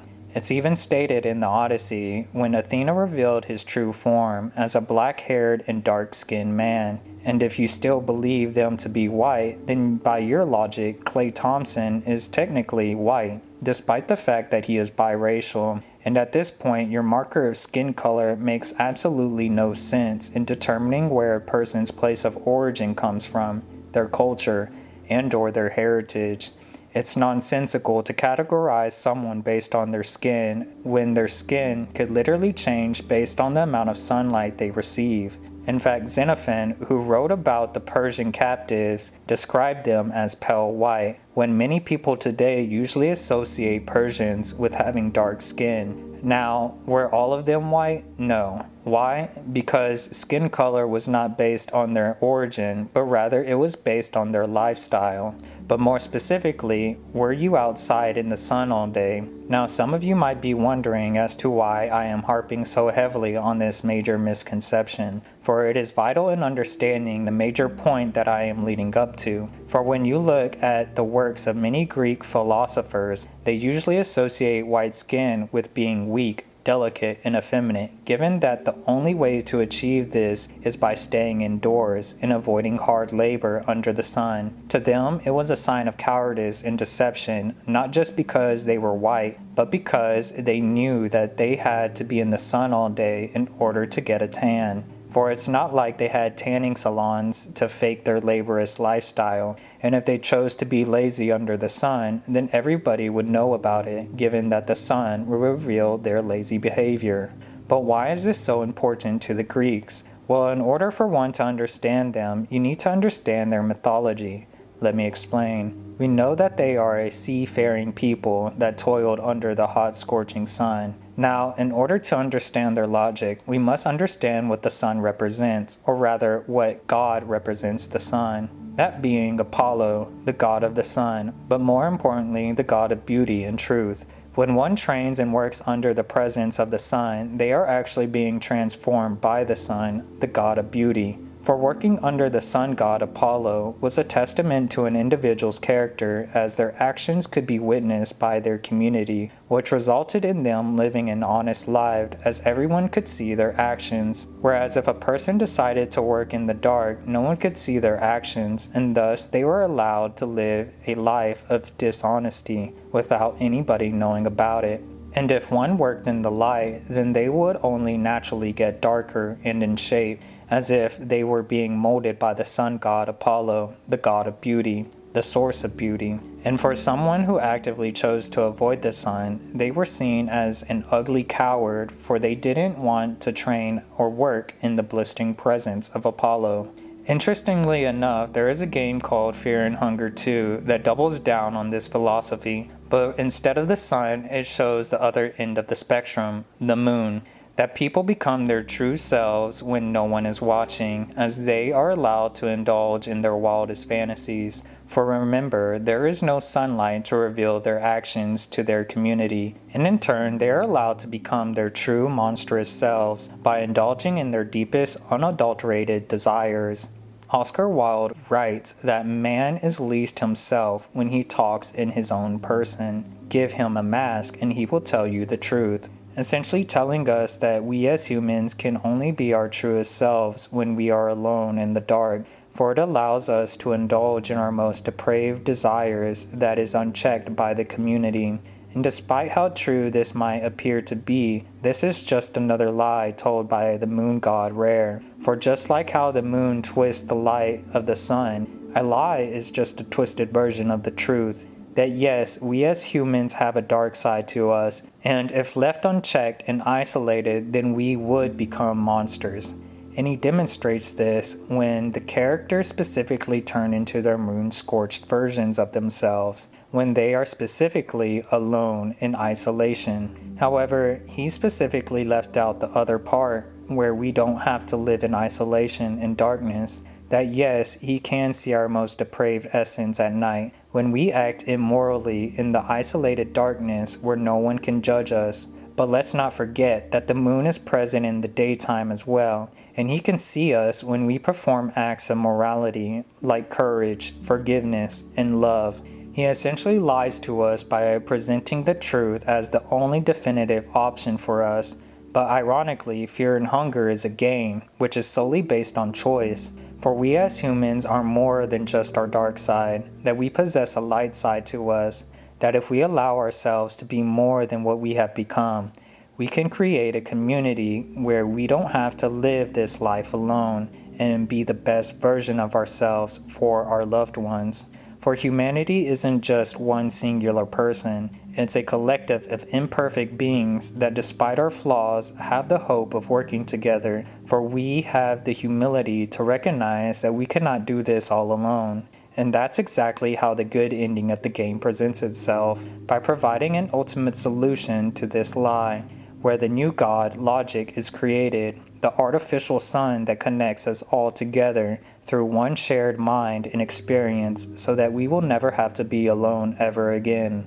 Throughout this video, I have demonstrated on multiple occasions that we as humans are flawed and imperfect beings, but when we have a community that cares for one another, we can accomplish challenges that we could not have achieved on our own. And the best deceiver of all is the one that convinces you to build your own prison by creating barriers of status, wealth, sex, place of origin, political views, religion, or skin color, so that you can isolate yourself into your own prison and cause your own self-destruction. Yet death and pain is the one universal experience that is capable of breaking down all these barriers, and is what allows us humans to connect to one another, where we can learn to accept help from those that we thought to be our enemies, or people that we perceived as white saviors. In order to understand the stringing of the bow, one must understand the duality behind Odysseus as he struggles between being a father and a warrior. And in the Odyssey, he has a deep-seated struggle with his identity as a warrior.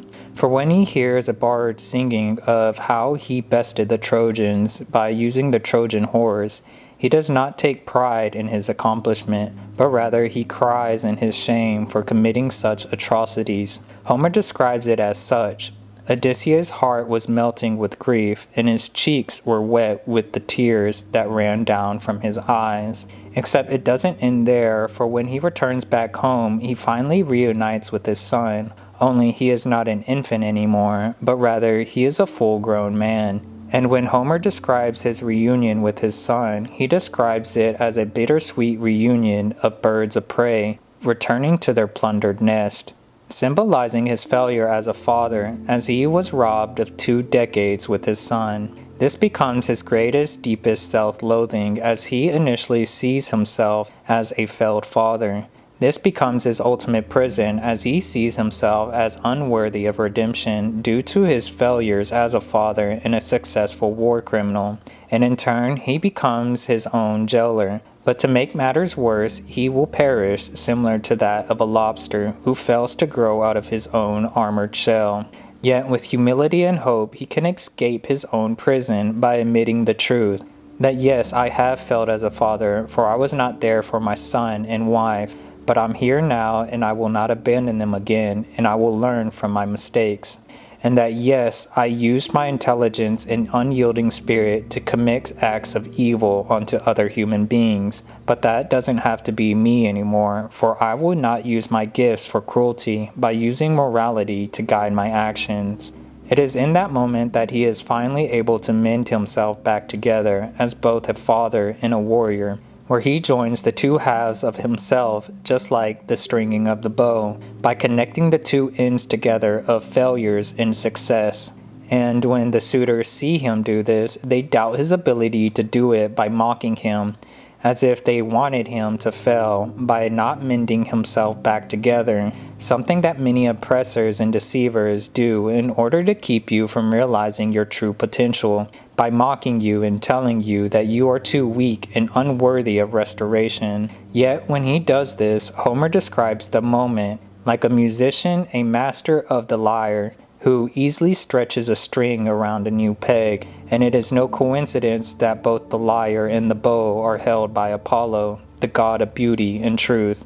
This is where he transforms into the king of Ithaca, as if he used the instrument of truth to vanquish the negative thoughts that told him he was unworthy of redemption because of his past actions. This is what allows him to defend his family from the suitors who defiled his house, who harassed his wife, who kicked out his father, and who tried to kill his son.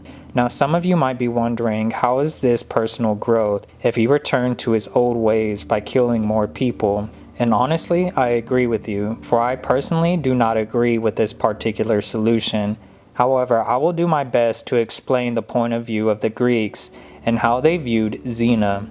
I know that I had mentioned it once, but never really expanded upon its concept. But for the sake of time, I will sum up Xena to the sacred act of treating guests and strangers alike into your home, while your guests act in accordance with the laws written by Zeus. Essentially, they're customs and courtesies that one must obey when they're in someone else's house. And if they violate these laws, then there are certain consequences that will follow. This is why divine intervention is littered throughout the Odyssey, as it is essentially the gods upholding the laws of Xena. And for the suitors, they violated way too many, given that they ravished the home of Odysseus, made advances on his wife, kicked out his father, and tried to kill his son. This is why they deserved to die, for they were knowingly committing crimes against Xena and did not care. And if you view this in the context of war, it is no different. For there comes a point in a nation's history where they have to draw the line in the sand and not allow other nations to overstep their boundaries. For if a nation keeps extracting resources from them, starts to enslave their children and women, and kill their men who they see as a military threat, then they have failed as a nation. And in hindsight, they should have waged war on them as soon as they made any advancement on their sovereignty within their own nation.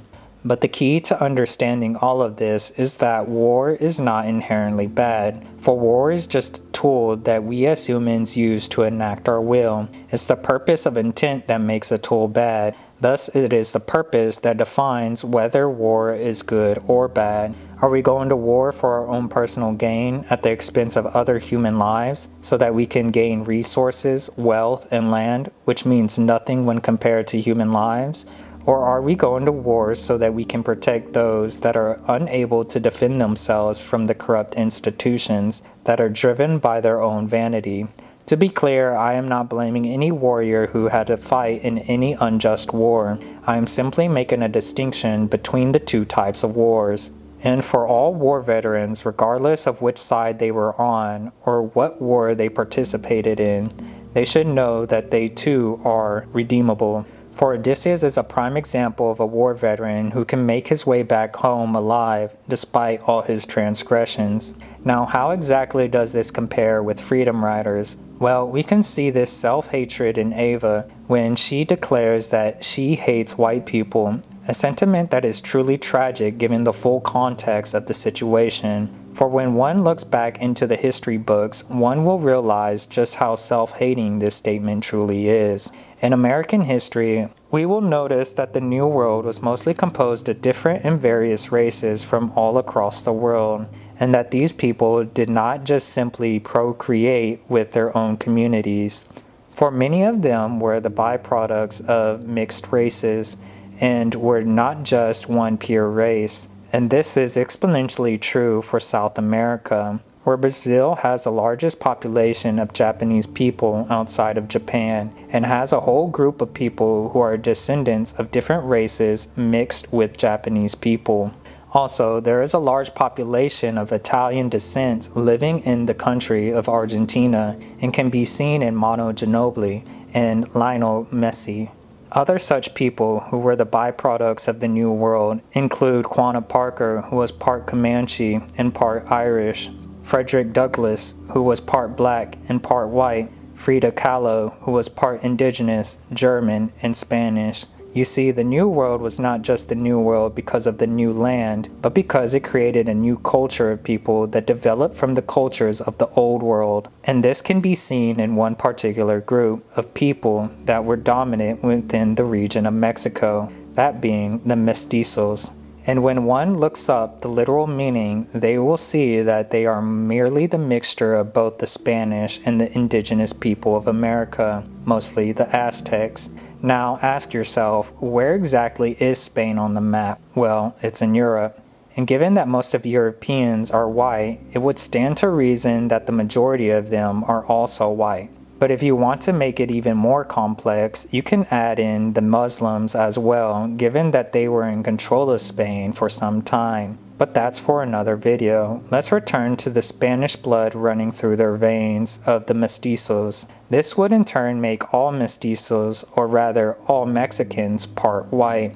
And when she says, "I hate white people," she is not only hating the white people that she sees as her enemies, but she is also hating the white part of herself, just like how Odysseus hated his half-warrior self. A deep-seated hatred that will not allow one to accept themselves as they are, which is needed in order to grow beyond two identities. For whether she likes it or not, she is the product of both the oppressed indigenous people and the Spanish conquistadors. And just like Odysseus, she hates them for very similar reasons that actually mirrors his internal turmoil. For the indigenous people represent Odysseus as a failed father, while the Spanish represents Odysseus as a successful warrior. Let me explain. When one looks back into history, we will notice that a major component for the Spanish succeeding was not because of their large military force, but rather because they were able to divide and conquer the indigenous people. They were able to exploit the fierce tribalism, rivalries among their neighboring clans, and their unified hatred for the Aztecs, who used their surrounding tribes as human sacrifices. As a result, the indigenous people failed to unite as one and fend off the true threat, that being Spain. And in turn, they could not protect their own home, just like a father should, all because they were too blinded by their own hatred for one another. And in turn, they could not protect their children from the suitors, just like how Odysseus could not protect his own son Telemachus when he was a young boy. And to make matters worse, she carries that very same hatred in her heart that only grows and allows the school system to keep them divided, just like her people did 500 years ago. And just like Odysseus, she is ashamed of her successful side as well. For let's not forget that Odysseus was completely successful in the Trojan War, just like how the Spanish conquistadors were successful in their conquest by using their unyielding advancements and cunning strategies to defeat them. And this is where the deep-seated hatred for white people stems from, as she carries the same blood of her oppressors and is reminded of it every day when she speaks their language, and is constantly reminded when she allows her hate to burrow into her heart when white people make transgressions against her. This becomes her ultimate prison, where she does not want to recognize what made her indigenous people fail, and does not want to accept how her Spanish ancestors successfully conquered America due to their immorality.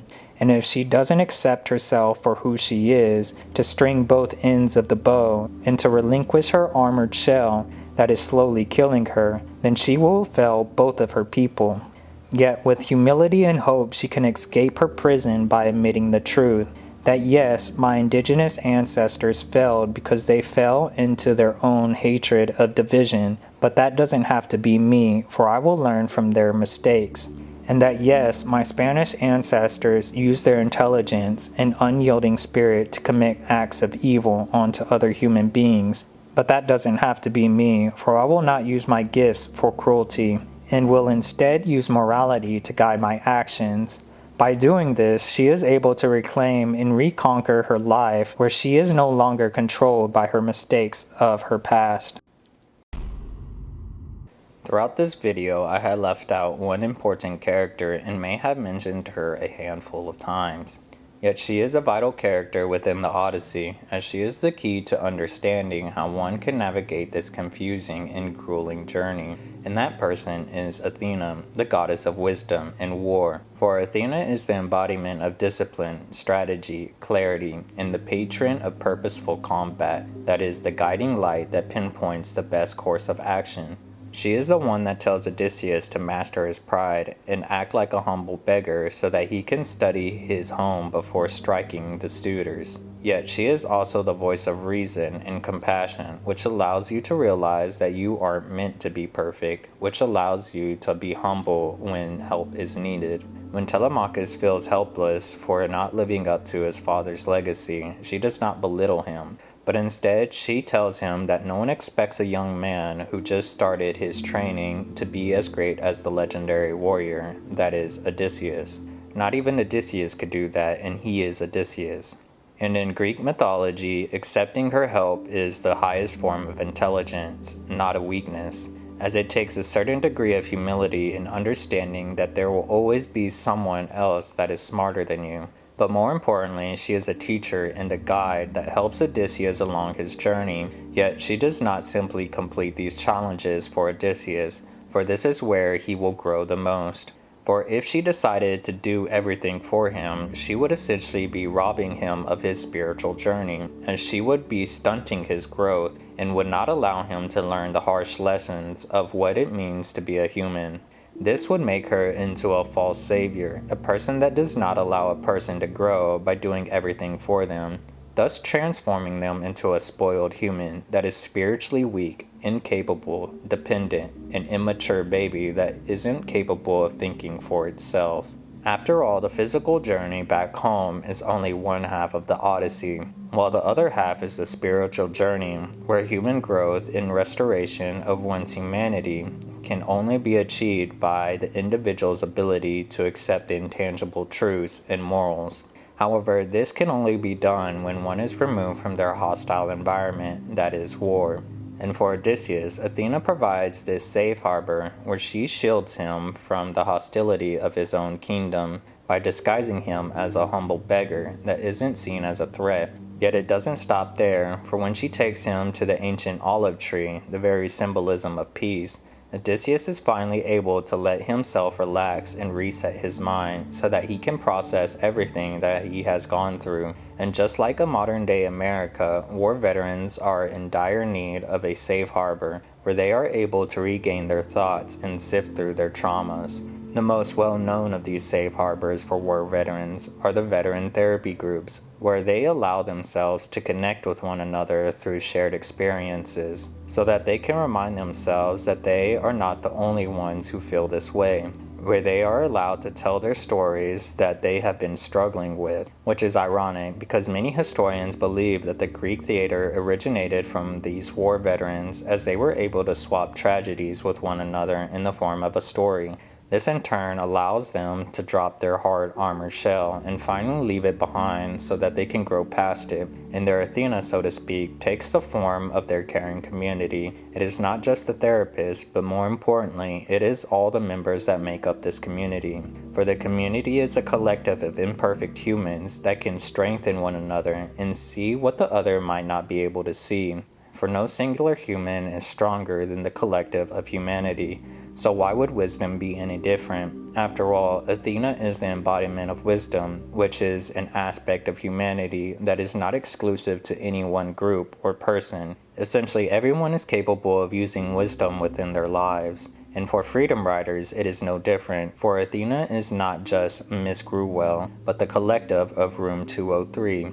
For Miss Gruwell is just one person and cannot protect them all by herself. Sure, she provides them with the needed tools like the journals and the materials to possess their traumas just like Athena.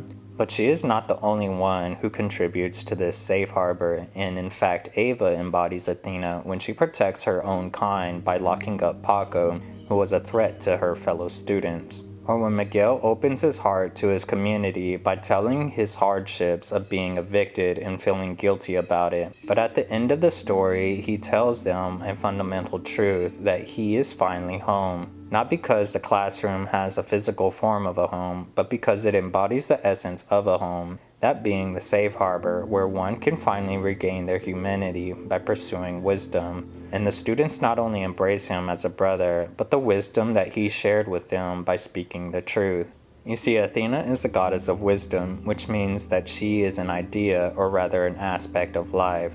She is not a human. In short, she is the collective wisdom of humanity.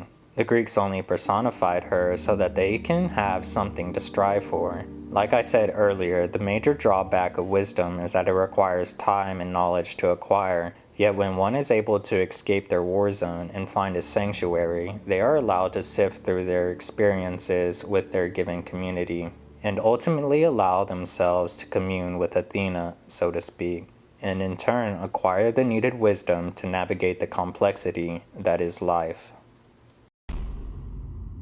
When you waste your potential in a safe place and you never go outside because the fear of death petrifies you and in turn stunts your growth. It's an interesting subversion of the safe harbor and actually mocks the very essence of what a safe harbor truly is.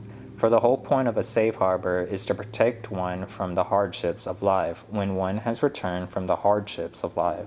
A safe harbor is not designed to avoid hardships entirely, but give one a break from their hardships. For a ship is made to sail the ocean, not to stay in a safe harbor. And in the Odyssey, this false safe harbor takes the form of Calypso's island, which removes all hardships and suffering that may seem good at first, but actually kills a soul in the long run. For it builds no character and instead treats one like an incapable, dependent, weak, and immature baby that can't think for itself. And in Odysseus' case, he was given a luxurious life with endless pleasure and the chance to be immortal. Yet after every day he would sit out on the beach and look out into the ocean and cry, as he knew he was not being true to himself as a father and a warrior by abandoning his family for the easy life. Yet with some divine intervention, he was released from Calypso's prison when she complied with Zeus' decree by giving him the tools needed to build a raft. With that said, he continued his journey back home, and sure enough fails on his attempt when Poseidon strikes him down. This same problem can be seen in many war veterans who return home and feel the need to physically do something. For if they do not, then they are forced to face their thoughts and their past actions alone, which urges them to do something about it. But if they have no meaning to be constructive, then they lack function and purpose that makes them feel like they are going nowhere as they float in limbo. This mirrors Odysseus as he keeps thinking of his family back home, but is not taking the necessary actions to make this happen. And in turn, this makes him feel helpless and worthless by not striving to be the person that he needs to be. This is why having a job and hobbies are so vital for one's mental health, as it provides a person with a function and a purpose that gives meaning to our lives, and is living proof that they are actively trying to be better. And this is why the gods do not simply give Odysseus a ship, but instead they allow him to be constructive and labor towards his objective by actively showing that he is trying to get back home. Homer spends 50 lines describing this labor-intensive job, as Odysseus spends the next 4 days of hard, grueling labor constructing a raft. And yet, when he leaves the comfort and safety of this island, he is quickly reminded of the hardships of his journey, which mirrors the real world, as we will always face hardships when we put ourselves out there. But without failures, we become stagnant and weak, for failure is our greatest teacher, as we are given the opportunity to learn about the limitations that we possess, and is the marker for showing us just how far we've come as humans. This is what gives us hope to continue on with our journey and to become better than the person that we were yesterday. And Freedom Riders has the same yet subtle ordeal, where a person must find a purpose with substance. And this can be easily overlooked in the character Victoria, for Victoria is a student from the same high school, but is part of the prestigious honors English program, where she is given a safe harbor that is false. And when she asks Ms. Campbell why they don't read black literature, she replies by saying that it contains sex, drugs, cussing, and fornication, which is ironic because both Romeo and Juliet in the Odyssey have that incorporated into their stories. And to censor the failures of humanity is to stunt human growth, which will lead to stagnation, as you do not allow oneself to struggle with the failures of humanity, which is the greatest teacher of all, as it provides us with the needed lesson, but more importantly, the incentive not to go down that path again, for failure allows us to recognize our faults and flaws. This is like omitting or censoring the fact that the Aztecs performed human sacrifices, and wondering why the neighboring tribes hated them with such vitriol. So much so that they were willing to fight alongside the Spanish conquistadors. Now, of course, there should be a varying degree to the graphic details of these heavy subject matters based on the age of the student, but to completely erase the harsh realities is only dooming the next generation to fail at the same mistakes of our predecessors. This becomes a lie told by those who seek to control you, as they say to you that you are perfect and therefore you should remain as such, by remaining stagnant so that you can become your own prisoner, that is jailed by your own sense of pride. After all, it is our struggles that give animus to our words, which provides meaning and substance that transcends physical sounds from our mouth into real human connections that reach the intangible soul. The ultimate takeaway from this ordeal is that we should not avoid suffering, failure, or hardships, for this is the very thing that allows us to be human, and by stripping that away, you strip away our humility and our humanity. This brings me to my last major point, and is the key to redemption, not just for Odysseus and the students, but for all of us to find freedom within our humanity. And that key is sharing our knowledge and experience with one another, whether it be through academic books, scientific documents, instructors guiding their students, or simply through the art of storytelling. For what is wisdom if it is not the collection of different disciplines interwoven together like a web that allows one to capture and study truth? And given that we are limited human beings, we need each other in order to gather knowledge from different disciplines, which takes years of studying. But with human connectedness and unity, we can create the web of wisdom that helps us to understand these universal truths that apply to all schools of thought. And the best way to digest these truths is through the art of storytelling that still contains them but reduces them to their symbols and what they represent. Sort of like a compressed video file that contains the important information but is easier to transfer the data. The knowledge is still there, it's just compressed, which in turn makes it hidden to those that do not know what they are looking for.